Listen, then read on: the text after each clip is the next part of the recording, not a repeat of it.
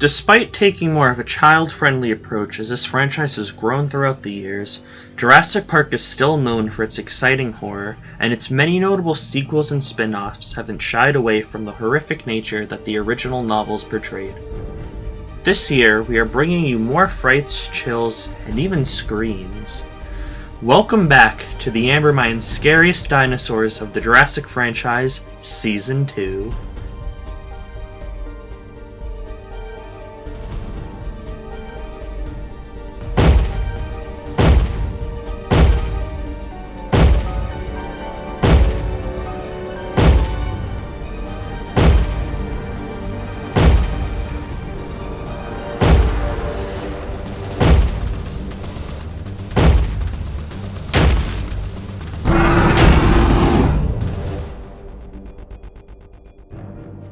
Tonight we will be resuming our infamous series with one of the most iconic entries into Mr. Hammond's prehistoric menagerie. This time we will be counting down the next 5 scariest dinosaurs in the Jurassic franchise, going from 10th to 6th scariest.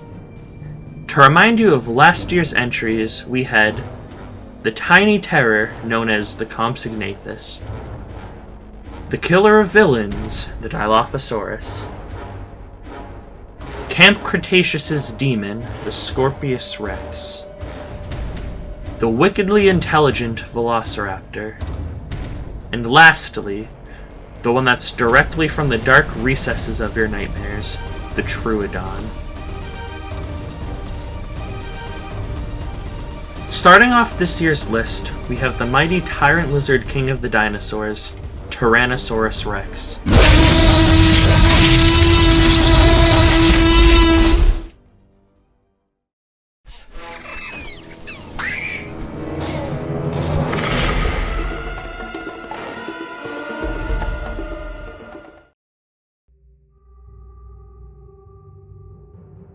On Isla Nublar's Jurassic Park, the Tyrannosaurus Rex was the 4th species seen on the Park Drive tour. It escaped its paddock when the power went out, causing havoc by severely damaging 2 of the park's land cruisers and injuring Dr. Ian Malcolm. The juvenile Tyrannosaurus was also responsible for the death of Ed Regis, Jurassic Park's PR manager. Later, the adult Tyrannosaurus broke into the sauropod paddock before causing a large stampede and killing a hadrosaur. The Tyrannosaurus was then seen asleep by its kill near a small dock as Dr. Alan Grant and Tim and Lex Murphy attempted to sneak past it and escape on a rubber raft. It was then woken up by Lex's coughing as they paddled away on the boat and demonstrated an ability to swim in a similar way to a crocodilian as it gave pursuit in the lagoon. It eventually returned to dry land after seeing the juvenile claiming the carcass for itself and chased it away, before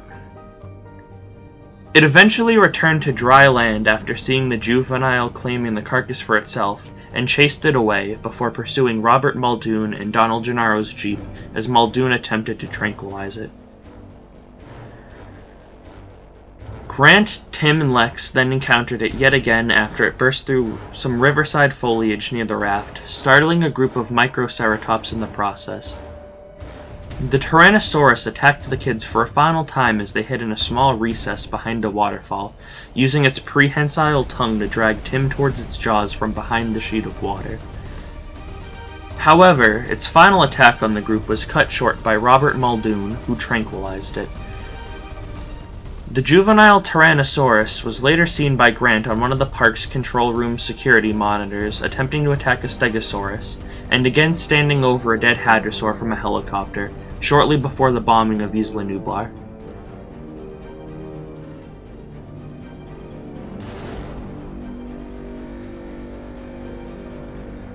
In the 1995 expeditions to Isla Sorna, the male Tyrannosaurus seemed to be more predominant. When Lewis Dodgson encountered the Tyrannosaurus family, he noted that the father was neglecting its own health to feed its offspring. It was often displayed on Isla Sorna that Tyrannosaurs were very nurturing parents. While the Bison team was attempting to steal eggs from the Tyrannosaurus nest, the two parents noticed them and charged, although they were temporarily repelled by the high-pitched sound emitting from Dodgson's sonic device. However, they soon recovered after the device's battery pack was knocked out as Dodgson climbed into their nest and the male approached George Basilton. Believing its vision was based on movement, Basilton made no effort to flee and instead stayed still. It soon transpired that the male could see him, and after pinning the man to the ground, tore him apart. During the frantic struggle to take the eggs from the nest, Howard King accidentally stepped on the leg of one of the hatchlings, lethally fracturing it in the process. While checking the nest with doctors Malcolm, Harding, and Thorne, Eddie Carr took pity on the injured baby and secretly took it back to the group's trailers. Soon after, the adults tracked their infant back to their trailers where Sarah Harding was operating on it and attacked until the mobile lab fell from the hill to the valley below. The male Tyrannosaurus later fed Dodgson to his offspring after he was pushed from underneath the car, used as a hiding place, by Dr. Harding.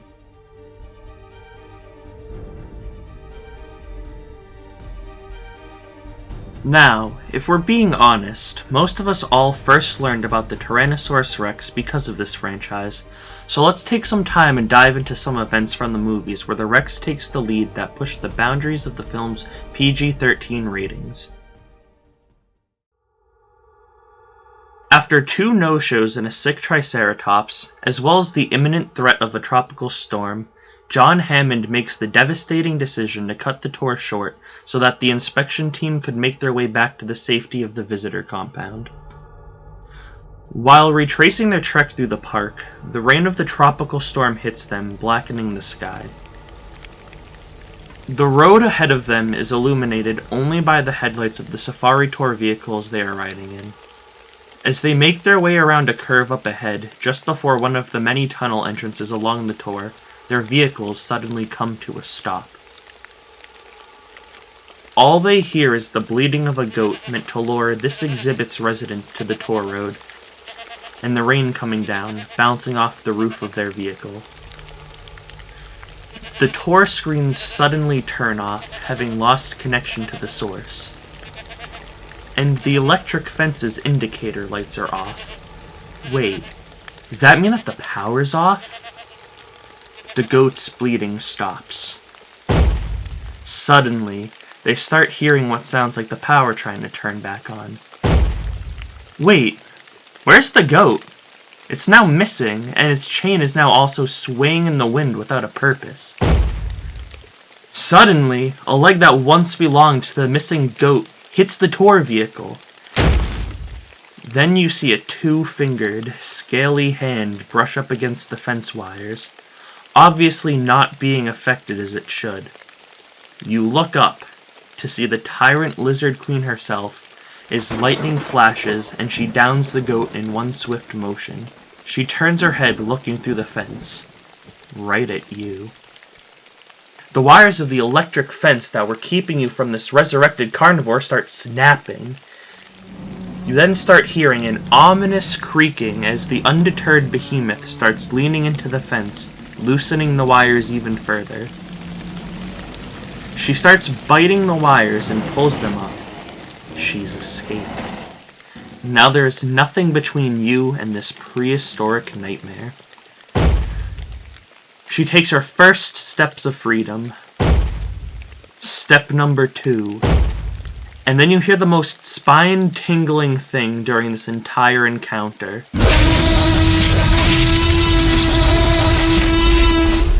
She celebrates her freedom by announcing to the park that she will not be contained. She roars in victory once more as she begins to inspect her new territory. But that's only a taste of this truly terrifying experience that has given nightmares to many throughout the 30-year history of this franchise.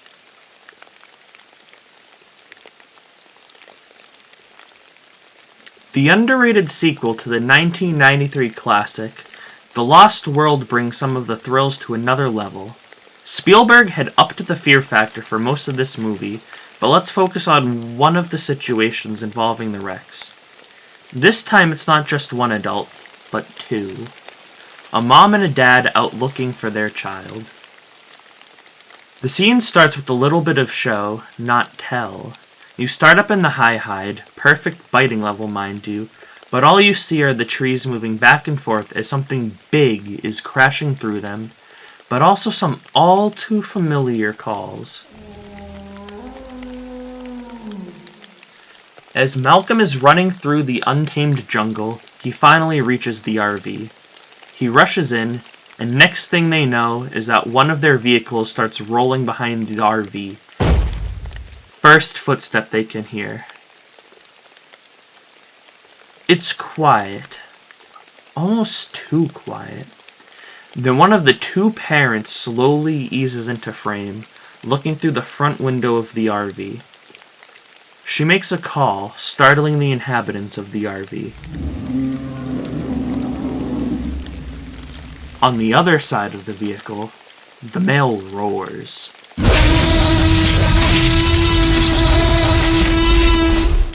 Then they both roar in unison. The juvenile is also crying for help on the operating table inside. The male then starts bumping the RV, with the female joining in. They realize that this isn't hunting behavior and that this is them actually looking for their child. As they start making their way towards the door, one of the people removes the muzzle, stopping the child from crying out. They offer the child to the buck, without a sound other than what is coming from the child and the deep, heavy breathing coming from the buck.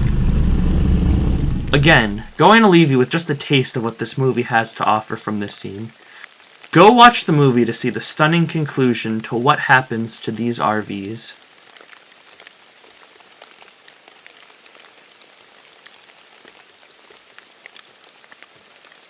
A new era and a new trilogy. The first Jurassic World movie didn't really showcase the Rex all that much, but they did give her her first official name, that being Rexy.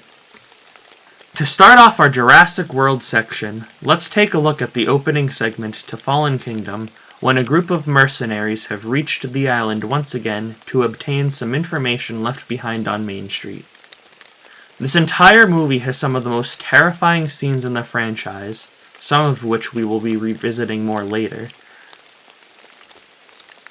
Fallen Kingdom begins on a dark and stormy night, a fitting setting for a Jurassic film, where a group of mercenaries are trying to reach their group in an underwater pod while they themselves are in the West Boardwalk, or the remains of it at least. A helicopter lands, with one of the pilots noticing something slowly crashing through the tree line between the backstage area and a back walkway towards the T-Rex Kingdom. The mercenary in the yellow rain jacket closes the gate. The helicopter pilots start yelling so that the mercenary can hear them, trying to warn him about whatever is crashing through the trees not too far off to his right.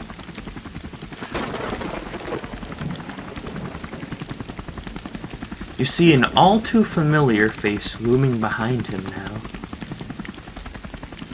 He looks behind him, nothing, as she is cloaked once again in the darkness.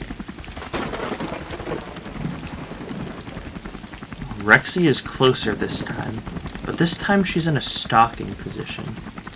They make eye contact, and the mercenary screams. He starts running towards the helicopter as it's taking off. As Rexy is chasing this guy, he makes his way to the West Boardwalk, with those in the helicopter deciding to throw the ladder down to try and give this guy a fighting chance.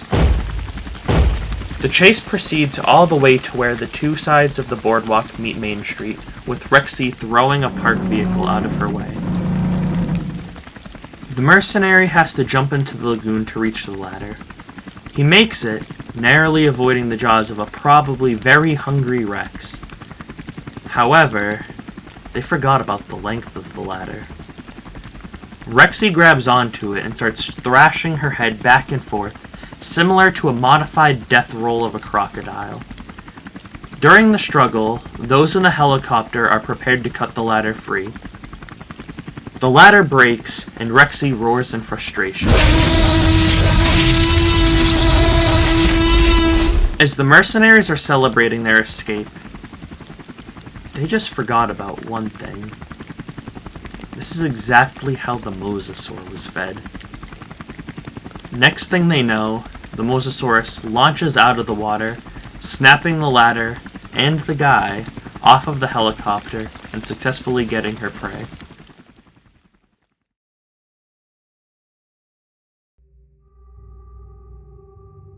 Now, let's take a look at the latest installment in the franchise, Jurassic World Dominion. Since this one doesn't really involve Rexy all too much, we have to use a scene from the extended edition, but let's be real. This is the real version.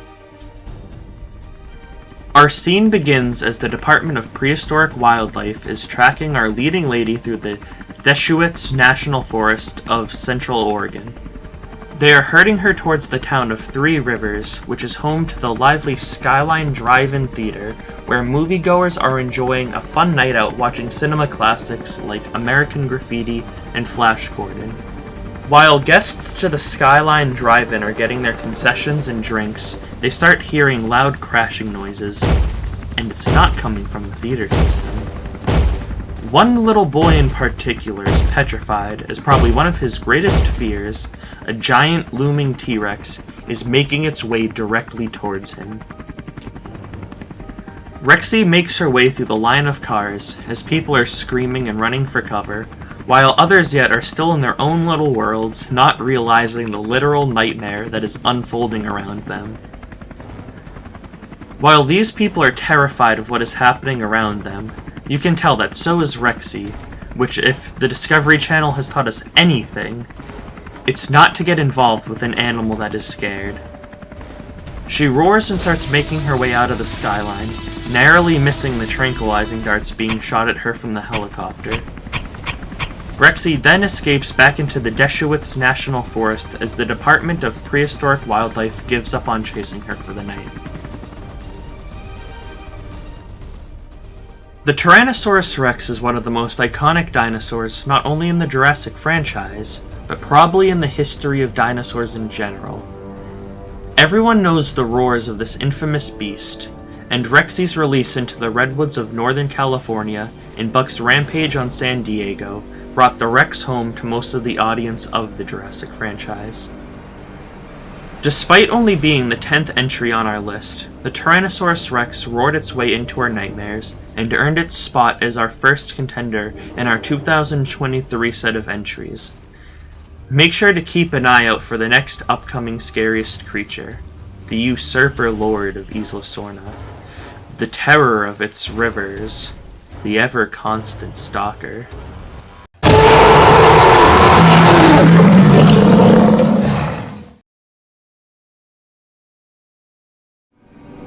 Hey Ember Miners, thanks for watching today's video. Be sure to click the subscribe button on your way out and click the bell icon to be notified of our videos when we upload them.